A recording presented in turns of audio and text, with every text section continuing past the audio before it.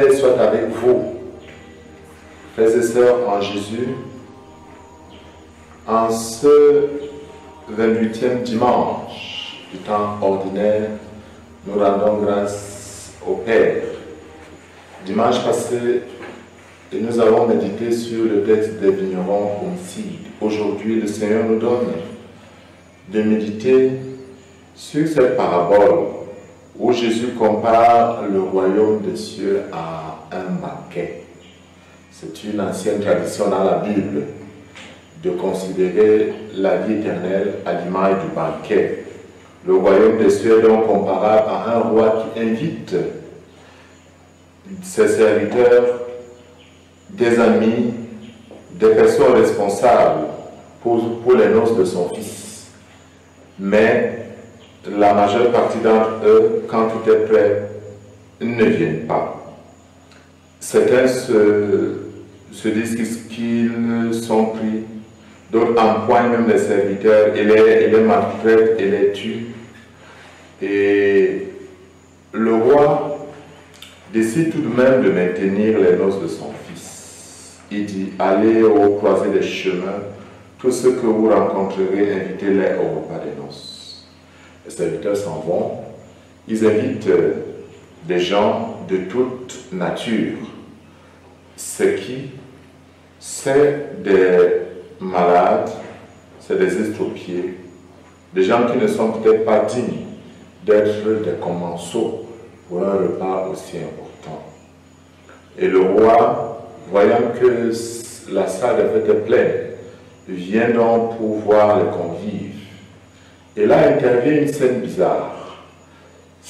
Jésus dit que le roi vit un homme qui ne portait pas le vêtement de noces. Il lui dit, mon ami, comment es-tu entré ici sans avoir le vêtement de noces? L'autre garda le silence. Alors le roi dit au serviteur, jetez le pied et poing, lié dehors dans les ténèbres. Là, il y aura des pleurs et des versements dedans. Certes, la multitude des hommes est appelée, mais les élus sont peu nombreux. Certes, la multitude des hommes est appelée, mais les élus sont peu nombreux. Nous constatons d'abord que les élus pour ce repas sont des gens simples.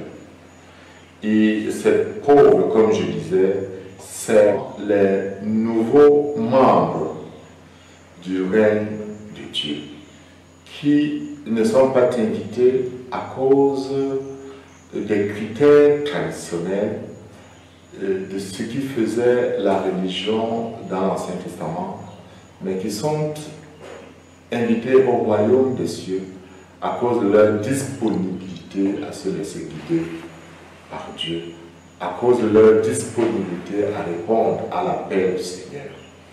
Mais la dernière scène nous permet de comprendre quelque chose d'important. Quand le maître arrive et regarde les convives, il remarque ce convive qui n'a pas l'habit des noces et lui demande pour comment il en est arrivé là. Parce que dans l'Ancien Testament, dans l'Ancien Orient, quand il y avait les noces d'un roi ou du fils d'un roi, les invités étaient lavés, ils étaient parfumés, on leur remettait même des habits spéciaux pour participer au repas. L'habit symbolisant le caractère de la personne, la nature de la personne, la moralité de la personne. Nous comprenons donc le message profond que Jésus veut transmettre ici. Si tout le monde peut participer au royaume, il y a un effort à faire. Si le royaume est une grâce, si Dieu a répandu son sang pour nous tous, il faut foncièrement une conversion. Sans cette conversion, nous ne pourrons pas participer au royaume. Nous devons avoir le courage de renoncer au vieil homme, de vêtir l'homme nouveau qui nous vient de l'Esprit Saint. Nous devons avoir le courage d'abandonner des manières de faire, des manières d'être, pour pouvoir être dignes de la paix gracieuse qui nous a été offerte par la mort du Christ en croix. Voilà pourquoi cet homme qui n'a pas fait cet effort, qui n'a pas l'habit des noces, ne peut pas participer à la joie du royaume. Frères et sœurs, nous sommes invités aujourd'hui à prendre conscience de la gratuité de ce que Dieu nous offre et qui est merveilleux. Moi, je peux témoigner dans ma vie des merveilles que le Seigneur montre dans la paix qu'il m'a offerte. Je suis heureux d'être à son service. Mais cela a toujours nécessité, à tout moment, une reprise, une conversion. Comme le dit le psaume, si aujourd'hui tu entends la parole de Dieu, ne ferme pas son cœur. Laissons la grâce de l'Esprit Saint nous conduire à un changement sincère pour pouvoir rejeter le vieil homme et revêtir l'homme nouveau pour une conversion radicale. Que la grâce du Très-Haut vous comble en ce jour. Que l'Esprit qui nous montre quelle est la vérité et la justice nous révèle l'état de notre cœur et illumine les aspects de notre cœur qui n'ont pas encore été touchés par la grâce de Dieu. Que la puissance de l'Esprit nous amène à changer radicalement. Sainte Thérèse d'Avila que nous fêtons aujourd'hui aimait dire Dieu s'en suffit. Que par son intercession et l'intercession de notre Mère la Vierge Marie, nous puissions mettre résolument à la suite du Seigneur. Que Dieu vous bénisse au nom du Père et du Fils et du Saint-Esprit. Amen.